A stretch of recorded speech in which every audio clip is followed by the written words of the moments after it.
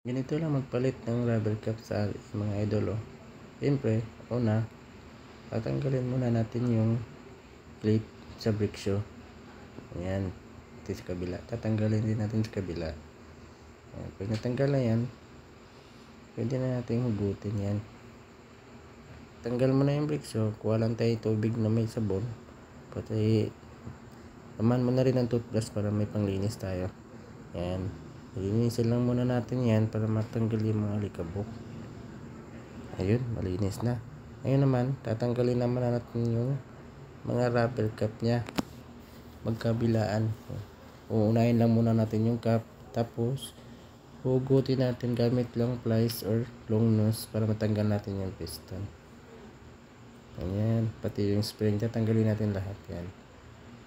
Pag natanggal na natin yung piston, kuha lang tayo ng liha na number 1000.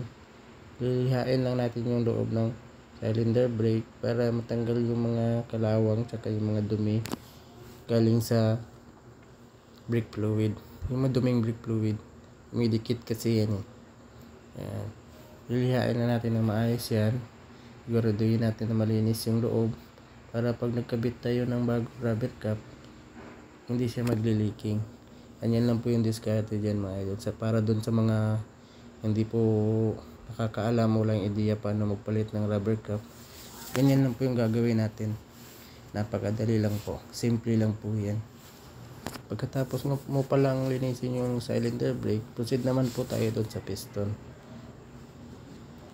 Gumamit nga pala ako ng air grinder dyan para mas mabilis yung paglinis ko sa piston, para matanggal yung mga dumi doon sa ilalim na paglalagyan natin ng rubber cap.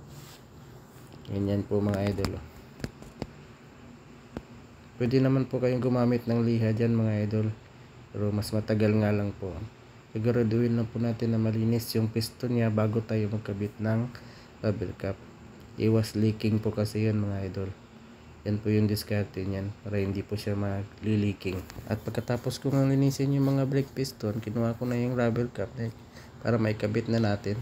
Pag bumili nga pala kayo ng original rubber cap, may kasama po itong dalawang rubber cap taka yung spring pati yung cap niya sa labas. At kumuha na rin pala ako ng brake fluid yan para malagyan natin ng brake fluid yung piston para hindi tayo mahirapan pagpasok sa rubber cap.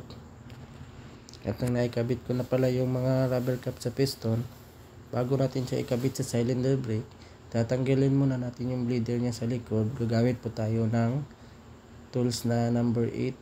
Pwede kayong gumamit ng L o kahit ano, basta number 8 yung tools niya.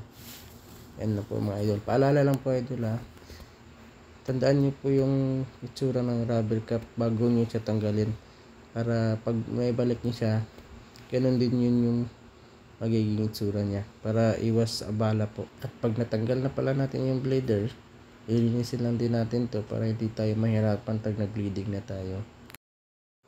Kukuha naman tayo ng brake fluid ngayon. Babasahin lang natin yung ilalim ng cylinder brake at pati yung piston para hindi tayo mahirapan ipasok yung piston sa cylinder brake. At pag naglalagay nga pala tayo ng piston mga idol, uunahin natin dito sa bandang ilalim para pag naglagay tayo ng spring, hindi ito malalaglag. At saka kumuha tayo ng flat screw mga idol para itulak yung cap niya sa labas para ma-align ito ng maayos. At ilalagay na natin yung spring pati yung isang piston. Paalala lang idol ulit dapat pag nagkakabit ka ng piston, dapat wala yung kanyang bleeder, kasi pwede magkaroon ng pressure ng hangin yan. Pwede mong hindi may pasok yung piston pag mayroong bleeder sa likod. Dapat tanggalin mo muna yung bleeder sa likod para madaling ipasok yung piston. At pag naikabit na natin yung brake shoe, adjust na rin natin yung adjuster niya. Dapat settings po sa kanyang brake drum para hindi tayo mahirapan sa pag-bleeding. Adjust lang natin yung adjuster niya. Yan. Sabay pasok sa drum, dapat setting sa kanya. Kaya idol, hintayin lang po natin na tumulo yung brake fluid bago natin ikabit yung bleeder. Ayan. Sa ganyang paraan po, mas madali po tayo mag-bleeding niya. Kailangan po, pakipollow po yung Facebook ko mga idol para sa susunod kong tutorial. Maraming salamat.